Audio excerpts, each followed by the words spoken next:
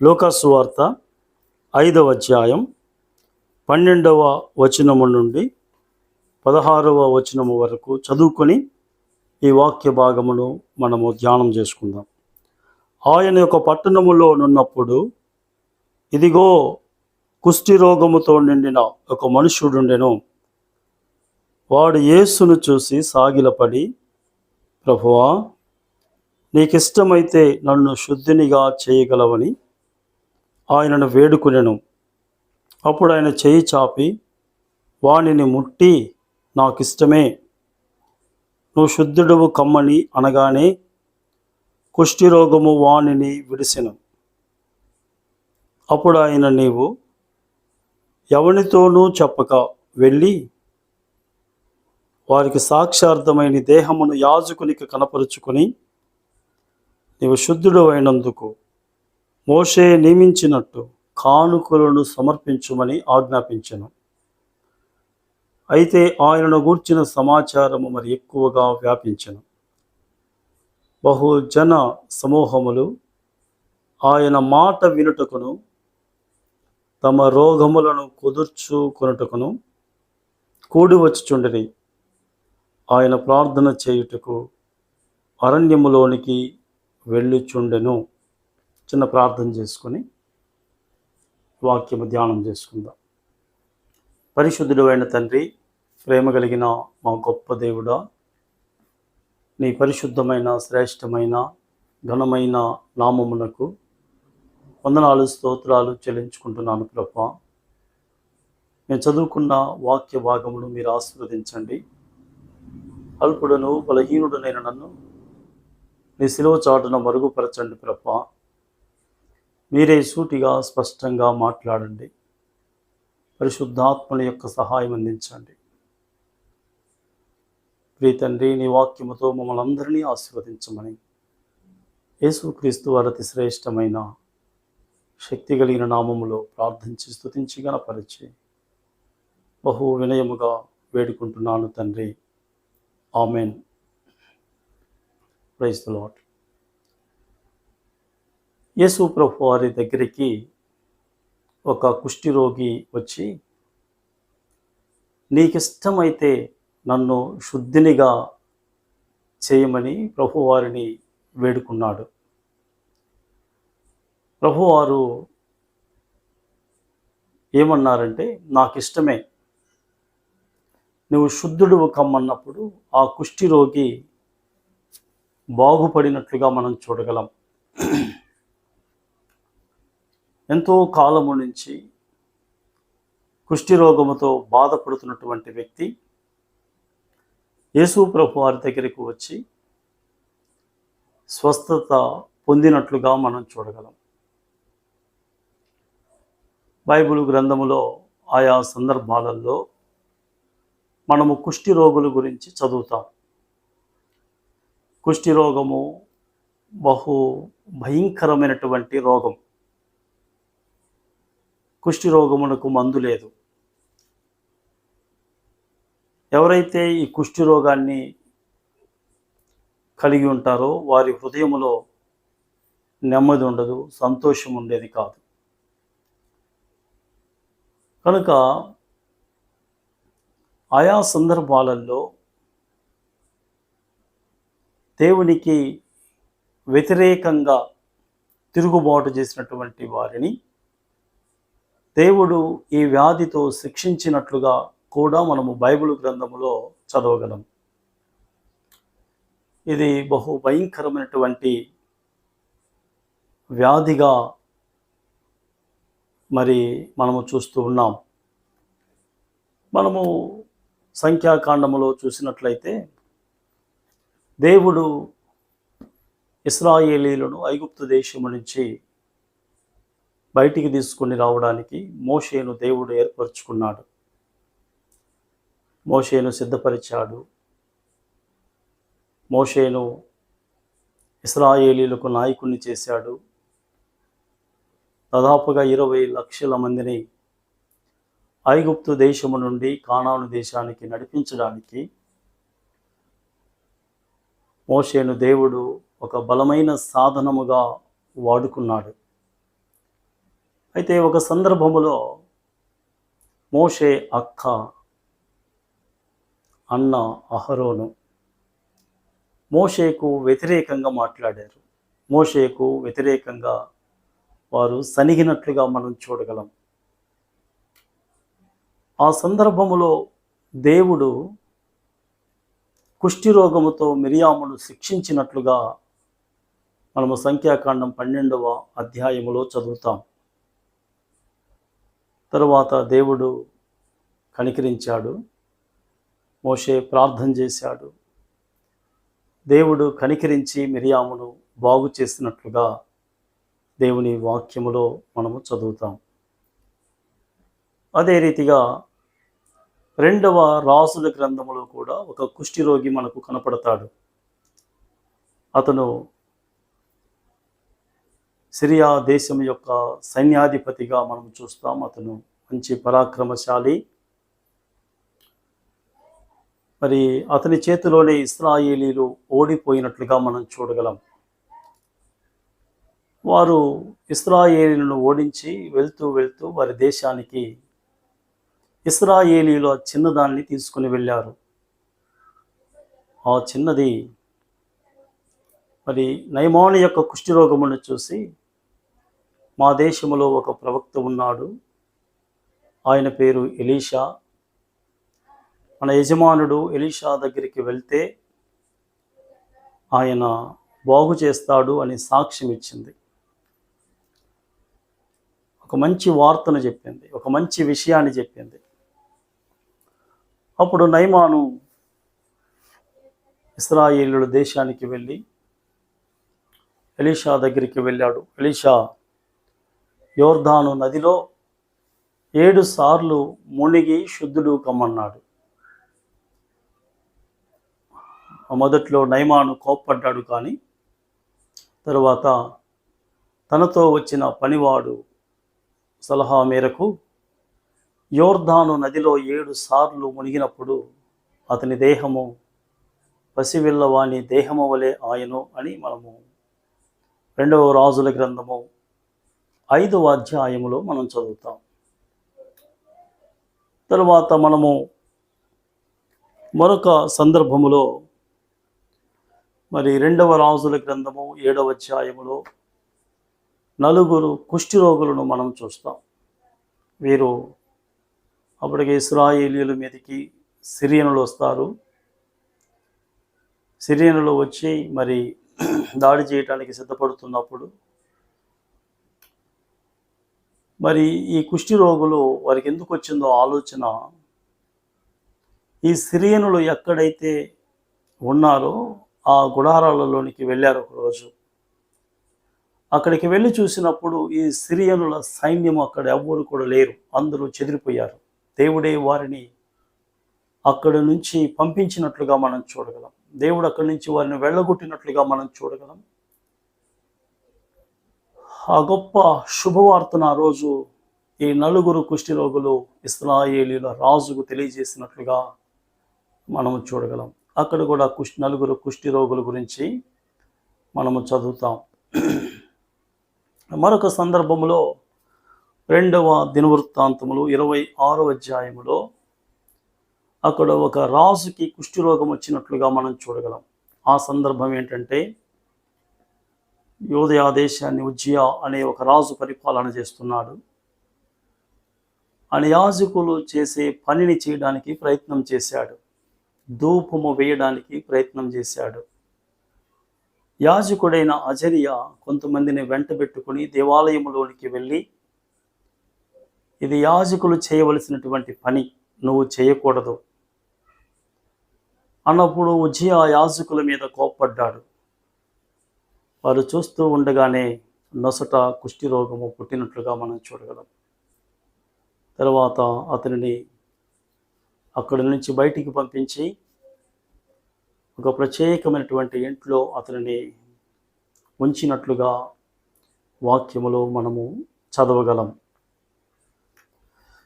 So కొత్త నిబంధనలోకి వచ్చినప్పుడు లోకా సువార్త 17వ అధ్యాయములో అక్కడ కొంతమంది కుష్ఠిరోగులు గురించి మనము చదువుతాం.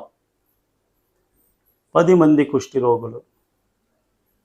యేసు ప్రభు వారికి దూరముగా నిలబడి వారు కూడా వారిని బాగు చేయమని ఆయన వేడుకున్నప్పుడు, మీరు వెళ్ళి యాజకునికి కనపరుచుకునండి అని ప్రభు వారు చెప్పాడు. వారు వెళ్తూ ఉన్నప్పుడు వారు శుద్ధులయ్యారు. 10 మంది బాగుపడ్డారు. కానీ ఒక్క వ్యక్తి మాత్రమే ప్రభు వారి దగ్గరికి వచ్చాడు కృతజ్ఞతాస్తుతులు చెల్లించడానికి. అప్పుడు ప్రభు వారు అడిగారు, 10 మంది శుద్ధులైరి కారా, మరి 9 మంది ఎక్కడా అని ప్రభు వారు అడిగినట్లుగా మనము ఆ సందర్భంలో వారి గురించి చదవగలం. సరే, ఈరోజు కుష్టి రోగముల గురించి, ఆ కుష్టి రోగము ద్వారా కొన్ని విషయాలను మనము నేర్చుకుందాం. కుష్టి రోగము ఇది భయంకరమైనటువంటి ఘోరమైనటువంటి వ్యాధి. కుష్టి రోగానికి పాపములకు చాలా పోలికలు ఉన్నాయి. కుష్టి రోగమే భయంకరమైనటువంటి వ్యాధి, ఘోరమైనటువంటి వ్యాధి. పాపము అంతకంటే ఘోరమైనటువంటి వ్యాధి. యెషయా గ్రంథములో ఈ పాపమనే రోగమును గురించి దేవుడు మొదటి అధ్యాయములో వివరిస్తాడు. అరికాలు మొదలుకొని నడినెత్తి వరకు స్వస్థత కొంచెమైనను లేదంట. ఎక్కడ చూసినా పచ్చిపుండ్లంట. భయంకరమైనటువంటి వ్యాధి పాపమనే రోగం, పాపమనే వ్యాధి. సో ఇక్కడ కుష్టి రోగమునకు పాపమునకు ఉన్న కొన్ని పోలికలను మనము ధ్యానం చేద్దాం. ఇక్కడ మనము గమనించినట్లయితే కుష్టి రోగము అనేది ఇది ఒక శాపగ్రస్తమైనటువంటి రోగం. ఎవరికైనా ఈ కుష్టి రోగం వచ్చిందంటే వారిని శాపగ్రస్తులుగా భావిస్తారు. వీరు శాపము క్రింద ఉన్నారు అని ప్రజలు భావించేవారు.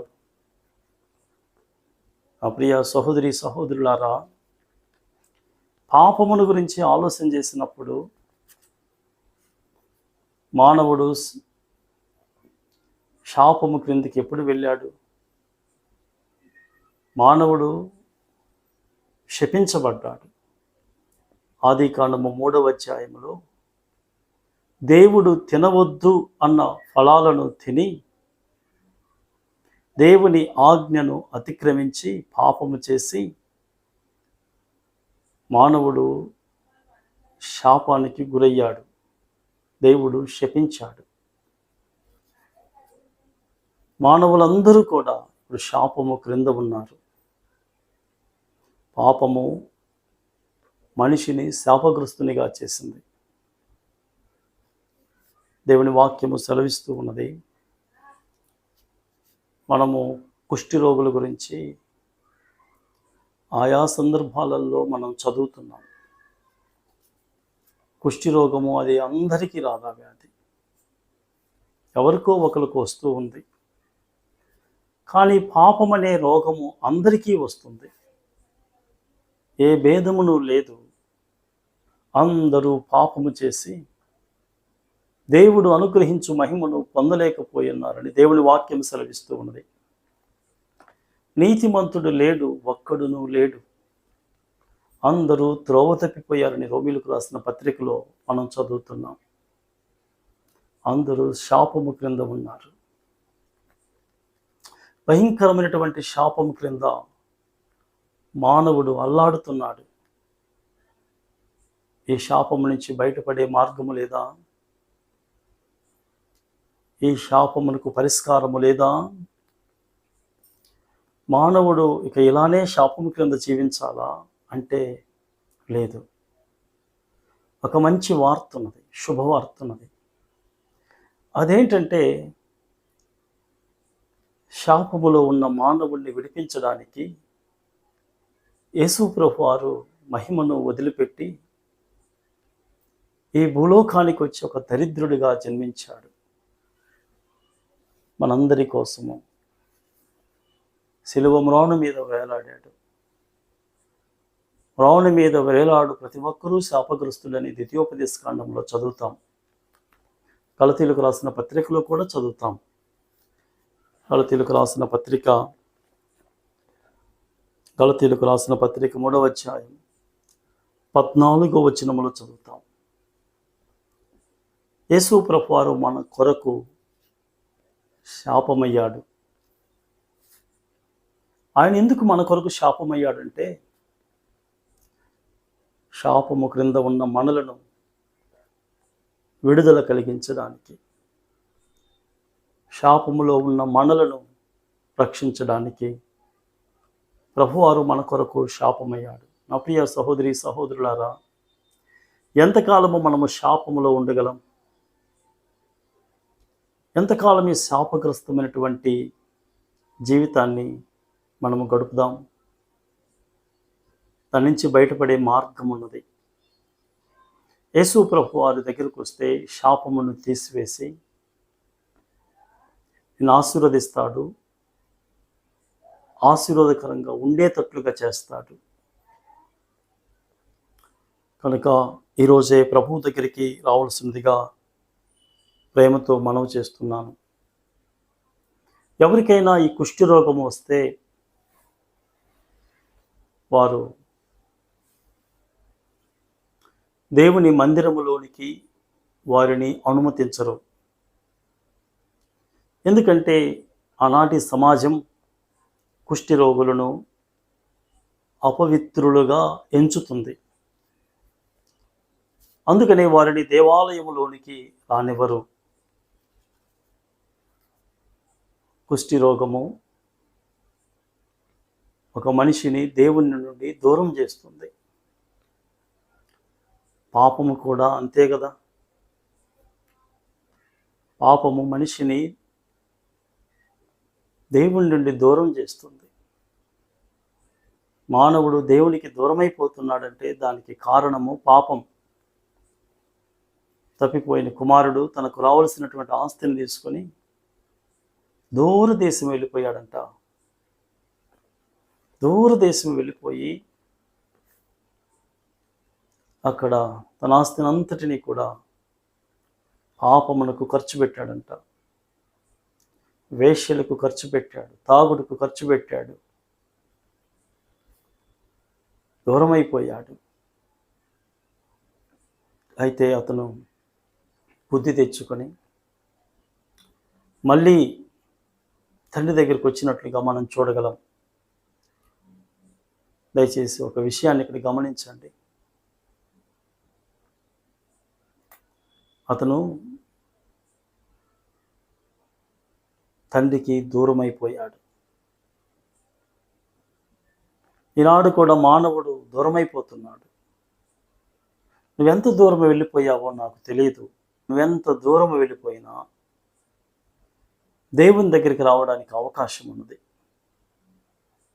నువ్వు తెలుసుకుని దేవుని దగ్గరికి వస్తే నిన్ను చేర్చుకోవడానికి దేవుడు సిద్ధముగా ఉన్నాడు, ఎదురు చూస్తున్నాడు.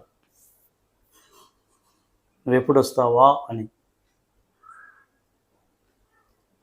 ఎఫెసీయులకు రాసిన పత్రికలో ఏం రాయబడి ఉంటుందంటే, మునుపు దూరస్థులమైనటువంటి మీరు యేసుక్రీస్తు ద్వారా దేవునికి సమీపస్తులై ఉన్నారు అనే మాటను మనం చదువుతాం. పాపము మనిషిని దూరం చేస్తుంది. దూరమైపోయిన మానవుడు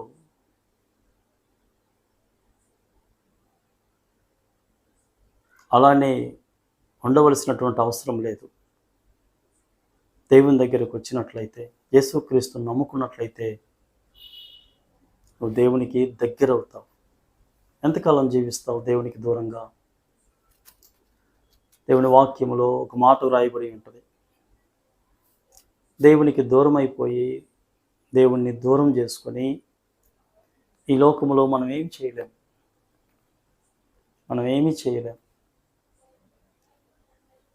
కనుక నువ్వెంత దూరం అయిపోయినా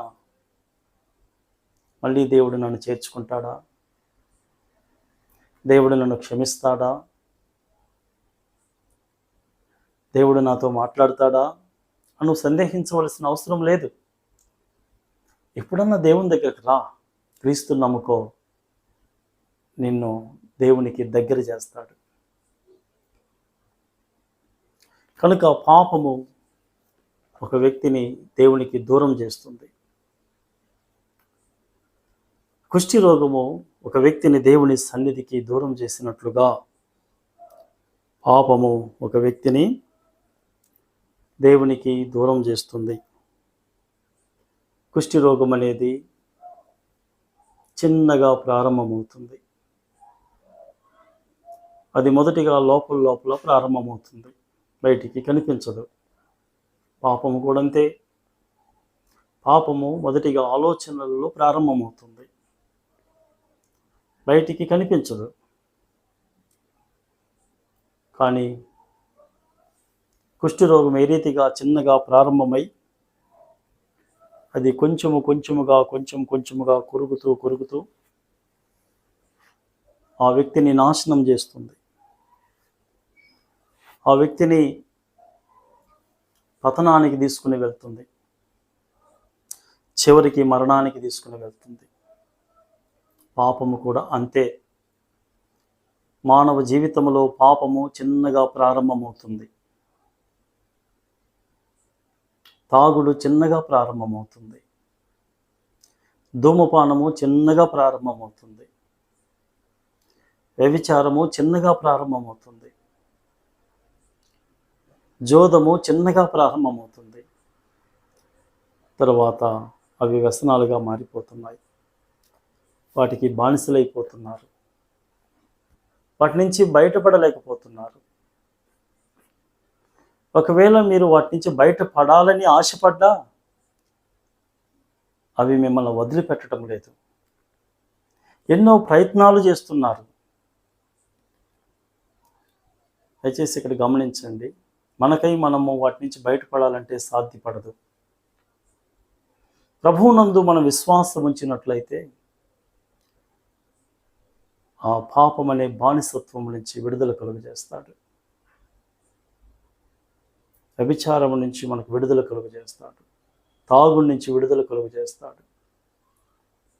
ఏ పాపమైతే మనల్ని బంధించిందో ఆ పాప బంధకాలను ఆయన తెంచివేస్తాడు. మనకు నిజమైన స్వాతంత్ర్యమునిస్తాడు, స్వేచ్ఛనిస్తాడు. స్వేచ్ఛగా ప్రభువును ఆరాధించుకుంటే కృపిస్తాడు. కనుక ప్రియమైన వాళ్ళారా, పాపము చిన్నగా ప్రారంభమవుతుంది. దావీదు మొదటిగా చూశాడు బెత్షెబాని, తర్వాత ఆమెతో పాపము చేశాడు. ఆకాను చూశాడు బంగారమును వెండిని, తర్వాత అవి తెచ్చుకొని గుడారంలో పెట్టుకున్నాడు. తర్వాత ఏమైపోయిందో మనకు తెలుసు. ఆకాను చనిపోయాడు. దావీదు అనేక నష్టాలను, కష్టాలను, బాధలను చూడవలసి వచ్చింది. పాపమంత భయంకరమైనటువంటిది. పాపముతో మనం చెలగాటమాడకూడదు. పాపానికి మన జీవితంలో చోటు ఇవ్వకూడదు. పాపము కుష్టి రోగము కంటే చాలా ఘోరమైనటువంటిది. కుష్టి రోగిని చూసినప్పుడు మనం భయపడతాం, అది అంటు రోగమని. కుష్టి రోగితో కూర్చోవడానికి ఇష్టపడం, కుష్టి రోగితో నిలబడటానికి ఇష్టపడం, కుష్టి రోగితో మాట్లాడటానికి ఇష్టపడం, కుష్టి రోగు ఏదైనా ఇచ్చినా అది పుచ్చుకోవడానికి ఇష్టపడం. కారణం ఏంటో తెలుసా? కారణం ఏంటంటే అది అంటి రోగం, పాపం. కుష్టి రోగాన్ని ఎవ్వరూ ఇష్టపడం అసలు. అది చాలా భయంకరమైనటువంటిది. దేవుడు కూడా పాపాన్ని అలా చూస్తుంటాడు, అసహించుకుంటాడు. అది దేవుడు తన పిల్లలతో ఏమంటాడంటే, వారితో అవిశ్వాసులతో జోడుగా ఉండొద్దు అంటాడు. వ్యభిచారులారా, ఈ లోక స్నేహము దేవునికి వైరమని మీరు ఎరుగురా అంటాడు. ఎందుకు ఆయన స్నేహాలు చేయొద్దు అంటున్నాడంటే, వారిలో ఉన్న పాపము ఈవెన్ మంచి వారిని కూడా చెడగొడుతుంది. పాపము అంత భయంకరమైనటువంటిది. అది అంటురోగము కదా. చాలా మంచిగా జీవించిన వాళ్ళు ఎంతోమంది చెడు స్నేహాలు బట్టి పాడైపోయిన వారు ఎంతమంది లేరు? కొంచెముగా అలవాటు చేసి వాటికి బానిసలైనటువంటి వారు ఎంతమంది లేరు? కనుక కుష్ఠరోగము ఒక అంటువ్యాధి లాంటిది.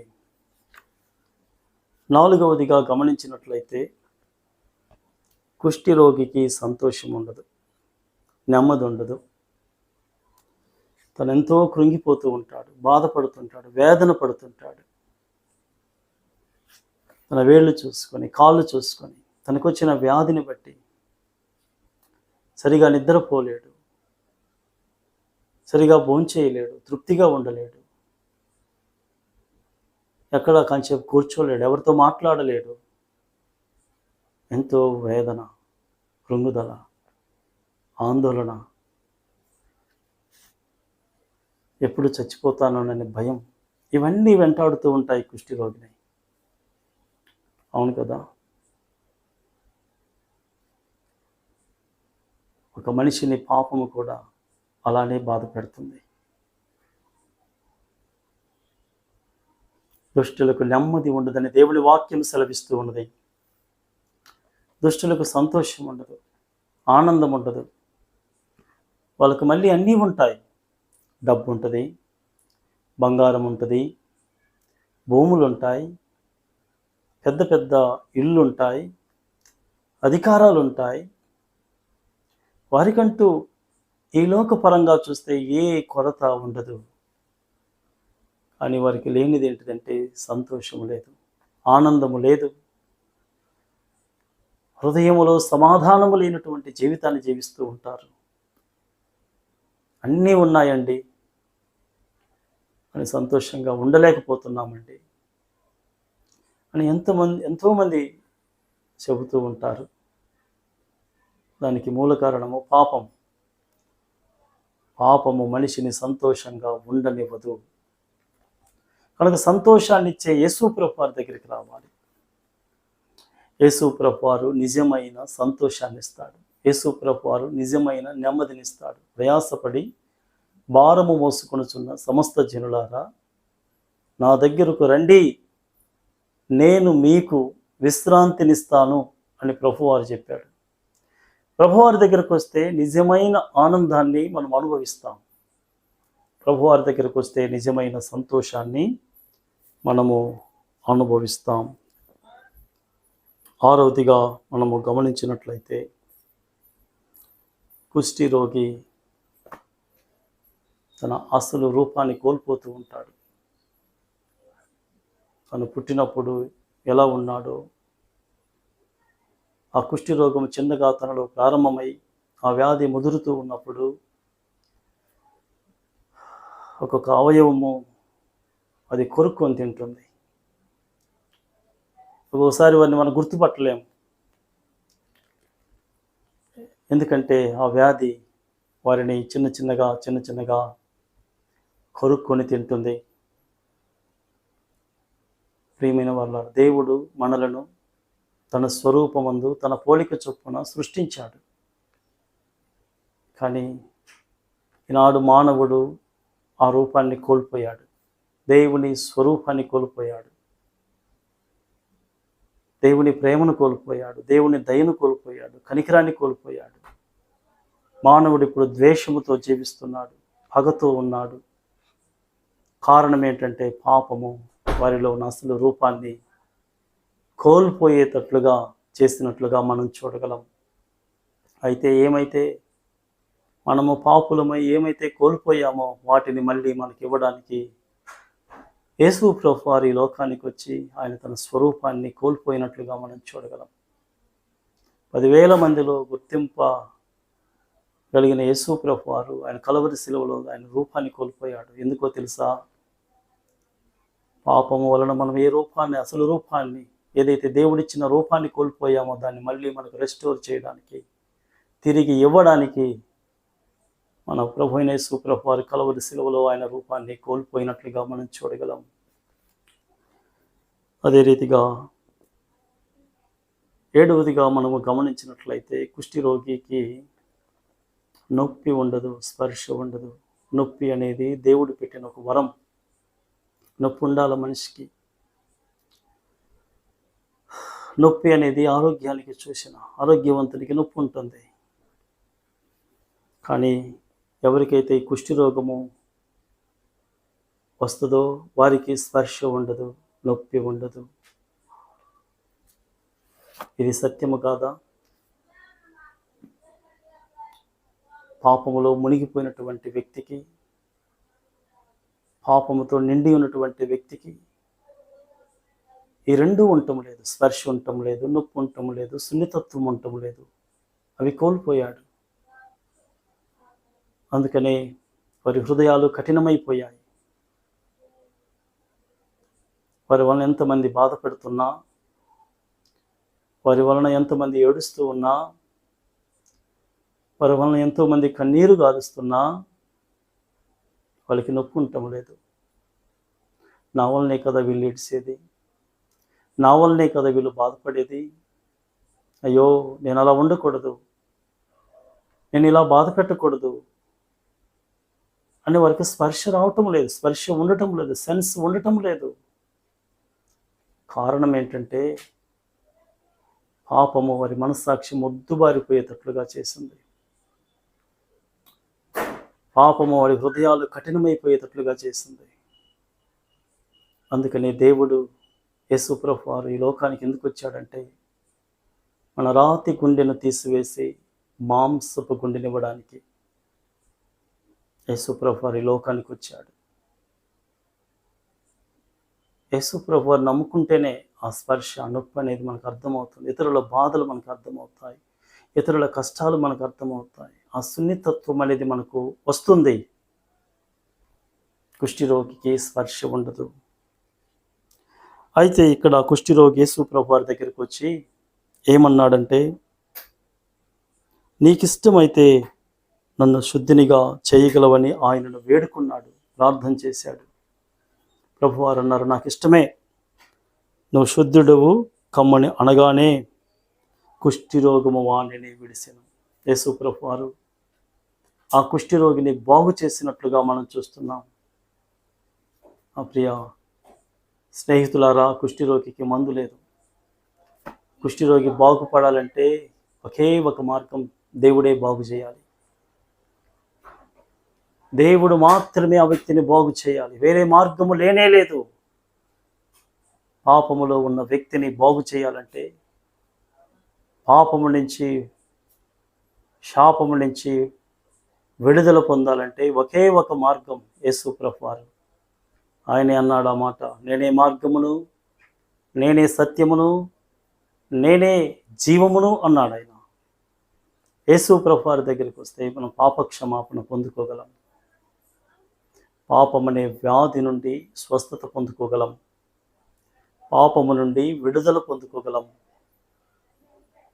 ఎందుకంటే ప్రభువారు మాత్రమే పాపిని క్షమించగలడు. ప్రభువారు మాత్రమే పాపమునకు పరిష్కారం అయి ఉన్నాడు.